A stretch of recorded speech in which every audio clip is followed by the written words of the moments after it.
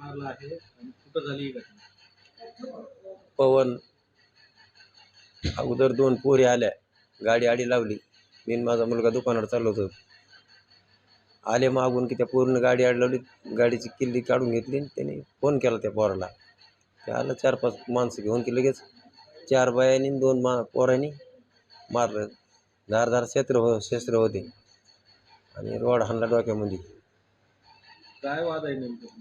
आमचा वाद काहीच नाही. आमच्या घरावर कॅमेरे आहेत ना, धंदेवाल्या बाया आहेत ह्या, म्हणून हे आमच्या मागं लागलेले आहे. आज 3 वर्षापासून मागं आहेत ह्या.